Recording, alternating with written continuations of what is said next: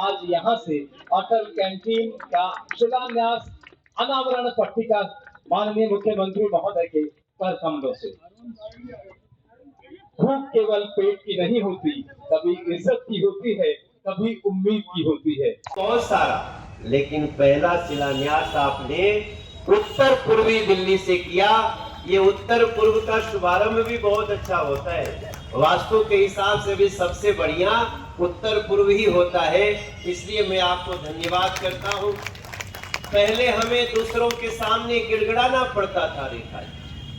हमें जब जाते थे काम के लिए तो हमें पहले की जो सरकार थी आम आदमी पार्टी की, वो हम लोगों को बेइज्जत करके भेजती। आज हम एक पत्र लिख देते हैं तो काम हो जाता है। नेहरू बिहार की रोड बन रही है, थोड़े समय में ऐसा बना के दिखाएंगे, उसके लिए भी ताली बजाना रेखा जी की सरकार के लिए, हमारे सूर्य प्रकाश खत्री जी के लिए। और बिल्कुल मैं भी कहना चाहता था, देखिए हमारे दिल्ली भाजपा के संकल्प पत्र का हिस्सा था अटल कैंटीन दिल्ली में खोली जाएगी। अटल जी के 100वें जन्मदिन के उपलक्ष्य में दिल्ली को 100 कैंटीन लोकार्पित करने का हमारा प्रयास है। इन 100 कैंटीन से आज स्मार्ट सिटी दिल्ली से सेंसिटिव सिटी दिल्ली बनने का सफर शुरू हो रहा है। दिल्ली सुंदर बने, अच्छी बने, मगर संवेदनशील हो, लोगों की थाली में सम्मान पूर्वक भोजन हो और नरेंद्र मोदी जी की जो परिकल्पना है न्यूट्रिशियस भोजन हो और दिल्ली में सबको समान अवसर मिले। और ये अटल जी के 100वें जन्मदिन पर, परम पूजनीय भारत रत्न अटल जी के जन्मदिन पर दिल्ली सरकार अपना वादा पूरा करके अपनी श्रद्धांजलि अर्पित करेगी। सर, एक सवाल, स्कूल वाला जो ऑर्डर देखिए हमने उसकी जांच कमेटी बनाई है, स्कूल ने भी उसमें कुछ एक्शन किया है। मैं इसको एक शिक्षा मंत्री के रूप में नहीं, एक गंभीर चिंतित पेरेंट के रूप में इस घटना को देख रहा हूँ। मैं बहुत जल्द स्कूलों को लिखने वाला हूँ कि स्कूलों के अंदर मेंटल हेल्थ को लेकर, मेंटल वेलबींग को लेकर सीबीएसई के सभी मानकों को पूरा किया जा रहा है या नहीं, और अगर उनको कोई दिक्कत है तो राज्य सरकार उनकी हैंड होल्डिंग करेगी। हमारी जो अगली पीढ़ी है उसकी मेंटल हेल्थ, उनकी मेंटल वेलबींग के प्रति मैं और हमारी सरकार चिंतित है। हम बहुत जल्द इस पे आगे की कार्रवाई करके आपको सूचित। एक सवाल क्लियर करना था कि क्या स्पोर्ट्स एक्टिविटी पर रोक लगाई गई है स्कूलों में? लेकिन मैंने अभी सुप्रीम कोर्ट का ऑर्डर देखा नहीं है। जो कोर्ट कहेगी उसको तो CAQM और कोर्ट को मानना ही पड़ेगा। सर, बुक प्रॉपर्टी के ऊपर जो मीटर का था मामला, उसके ऊपर आम आदमी पार्टी ने पोस्टर जारी किया है, कह रहे हैं कि ये चाची 420 है, क्रेडिट चुरा रही है अदालत। हो गया मुट्ठी बांध के बोलना, वंदे वंदे। बहुत काम में परफेक्शन अगर सीखना हो, इसके साथ वजीराबाद का नाम जरूर जोड़ा जाए। आप लोग चाहते हैं ऐसा ना? तो हमने, आपको मैं बताऊं, कुछ लोग कंफ्यूजन फैला रहे हैं। हमने ये बात माननीय मुख्यमंत्री जी को और इन्होंने नीचे ट्रांसपोर्ट मिनिस्टर को भी सूचना दे दी।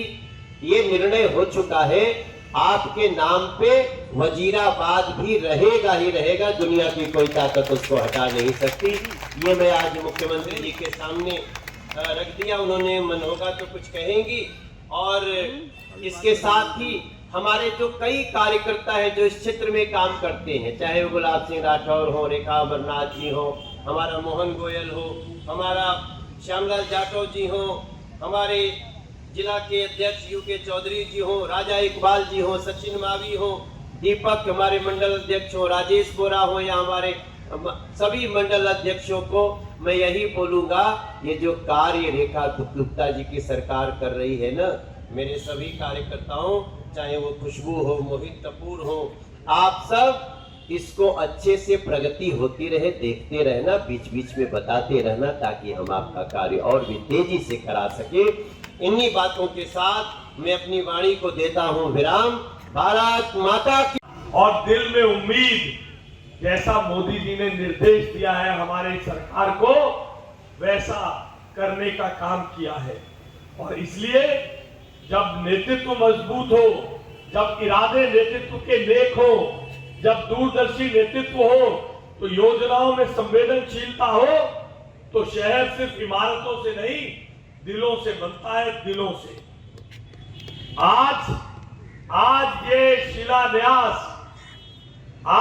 शिलान्यास दिल्ली को केवल स्मार्ट सिटी नहीं, सेंसिटिव सिटी बनाने के लिए भी, साबित करने के लिए देश के अग्रणी शहरों में खड़ा कर दिया। दिल्ली मुख्यमंत्री जी के नेतृत्व में, प्रधानमंत्री जी के मार्गदर्शन में स्मार्ट सिटी तो बनेगी ही, मगर अभी ये कैंटीन बनते ही, ये 100 कैंटीन बनते ही सेंसिटिव सिटी, संवेदनशील सिटी बनने के लिए भी दिल्ली का रास्ता प्रशस्त होगा। मैं मेरे यूसिफ में काम करने वाले सभी साथियों का, जिन्होंने दिन रात मेहनत करके इस प्रोजेक्ट को चलाया है, मेरे विधायक श्री सूर्य प्रकाश खत्री जी, जिन्होंने कूड़े को मुख्यमंत्री जी से निवेदन करके, मुख्यमंत्री जी के प्रयासों से रातों रात कूड़े के ढेर को हटाकर एक कैंटीन बनाने का मार्ग प्रशस्त किया और एक नया उदाहरण प्रस्तुत किया है कि जहां कभी कूड़ा था, वहां से अब स्वच्छ भोजन, स्वस्थ भोजन मिलेगा। ये है रेखा सरकार की उपलब्धि।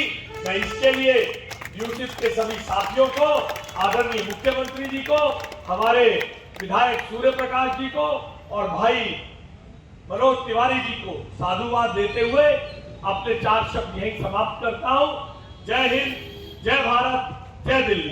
को समर्पित है, गरीबों को समर्पित है, और ये कदम रेखा जी ने जो आज उठाया है वो उसी का एक प्रमाण है। आप याद रखिएगा, ये रेखा गुप्ता जी की बीजेपी सरकार है। पहले की जो सरकार थी, आम आदमी पार्टी वालों की क्या पहचान थी, हमारी क्या पहचान है, वो एक लाइन में स्पष्ट हो जाती है।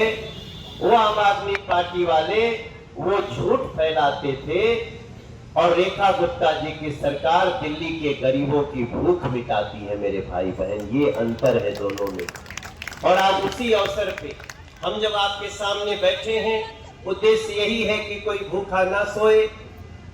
अभी हम बिहार के दौरे पे 1-1.25 महीना थे, थोड़ा आप लोगों से भेंट हमार कम भइल हुई, तो यही दौरान लेकिन जो बिहार के आशीर्वाद मिलल बाटे, वो खातिर ताली बजा के सब स्वागत करी जा। आप सबके आशीर्वाद से बिहार की जीत में क्या रहा, वहां भी गरीबों का ही समर्थन आया। वहां भी वो लोग जिनको जाकर के वोट मांगते थे, लोग कहते नहीं, अनाज तो मोदी देते हैं, इलाज तो मोदी देते हैं, हमारी सड़कें गलियां मोदी बना रहे हैं। उन्हीं की एक प्रतिनिधि रेखा गुप्ता जी आज अटल कैंटीन का आज शिलान्यास किया है। देखो भाई बहन, सूर्य प्रकाश खत्री जी ने बिल्कुल ठीक कहा। जी ने इस योजना को प्रारंभ करते हुए कहा, this is not charity, this is about fairness. क्योंकि जो लोग शहर बनाते हैं, ये शहर माताओं, बहनों, बुजुर्गों, आपके हाथों से बनाया हुआ है। आपकी मौजूदगी से ये शहर बनता है। और जो लोग शहर बनाते हैं, उन्हें शहर में गरिमा के साथ रहने और जीने का अधिकार देना हमारी सरकार का काम है, हमारे नेतृत्व का काम है। और आज हमारा नेतृत्व, आज दिल्ली की रेखा सरकार हमारे प्रेरणा स्रोत पूर्व प्रधानमंत्री अटल बिहारी वाजपेयी जी के 100वें जन्मदिन के उपलक्ष्य में जो आने वाला है, यूसिफ के माध्यम से 100 अटल कैंटीन। और ये अटल कैंटीन ऐसे ही नहीं है, 100 करोड़ रुपए के बजट के साथ अटल कैंटीन चलेगी। 5 रुपए की थाली दी जाएगी और दोपहर को 500 थाली और शाम को 500 थाली, यानी 500 लोगों को भोजन एक समय में मिलेगा। मोदी जी ने कहा है फूड सिक्योरिटी से न्यूट्रिशनल सिक्योरिटी तक लाना है। इसलिए अटल कैंटीन में सिर्फ खाना नहीं मिलेगा, स्वच्छ भोजन, स्वस्थ भोजन तो मिलेगा ही, स्वच्छ रसोई होगी और जो आप जैसे कोका कोला पीते हो, आप पार्ले जी का बिस्कुट लेते हो, आप अमूल का दूध लेते हो, तो अब ये सब FSSAI से प्रमाणित होता है। और हमारी रसोइयां भी FSSAI और NABL लैब सर्टिफाइड गुणवत्ता, RO वाटर, कोल्ड स्टोरेज और LPG से चलने वाली रसोइयों से सम्मानजनक भोजन बनाकर आपको दिया जाए। सेल्फ हेल्प ग्रुप्स की बहनों को रोजगार मिलेगा, स्थानीय महिलाओं को रोजगार मिलेगा और हमारे बहुत सारे भाई बहन जो सुबह जल्दी निकल जाते हैं, आसपास आपके काम करने आते हैं, गिग वर्कर यानी जो सारा दिन स्कूटर मोटरसाइकिल पे, आपके घर में भी बच्चे आजकल बहुत मंगाते हैं जोमेटो से, स्विगी से, ये गिग वर्कर भाई भी जो इधर उधर से अपौष्टिक भोजन खाने के लिए बाध्य रहते हैं, उन्हें भी खाद्य पदार्थ अच्छे और पौष्टिक भोजन देने का काम ये हमारी कैंटीन करे। दिल्ली में आज मिडिल क्लास लोगों के हाथ में, देखिए आम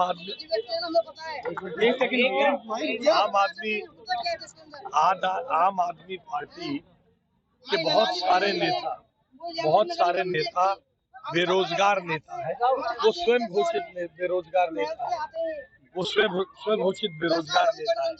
उन लोगों को इस प्रकार के आरोप लगाने का शौक है। अगर केवल इतने से ही सब कुछ हो जाता तो 2.5 साल तो वो भी नगर निगम में थे, 10 साल वे भी सरकार में थे। उनकी नाक के नीचे जो आरोप लगाने वाले सौरभ भारद्वाज, उनकी नाक के नीचे वो मंत्री थे इस सरकार में। भाई जल बोर्ड मीटर दे रहा था और वो सो रहे थे। आज जो आरोप लगा रहे हैं, मैं ये बात पूरी जिम्मेदारी से कहता हूँ, आम आदमी पार्टी का हर बड़ा मंत्री, हर बड़ा नेता इस भ्रष्टाचार में शामिल था। पानी का मीटर देते थे, बिजली का मीटर नहीं देते थे, निजी कंपनियों के साथ मिलीभगत थी इनकी। ये आसानी से इसे कर सकते थे।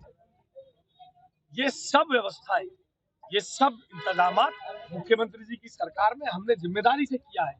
हम 10 महीने में इसके प्रति संवेदनशील थे। 28 साल उनकी सरकार रही। आज यहाँ बैठकर आरोप लगाते हैं भ्रष्टाचार है, तो काहे के लिए सो रहे थे? उनके जमाने में प्रॉपर्टियां सील हो रही थी, इनके पार्षद लेंटर माफिया बने घूम रहे थे, क्यों नहीं रोका? उस समय इनकी सरकार भी थी, सौरभ भारद्वाज भी मंत्री थे, क्यों नहीं रोक दिया इन्होंने? क्यों नहीं जांच कराई? आज दर्द से छटपटा रहे हैं ये सब बेरोजगार नेता, दर्द से छटपटा रहे हैं।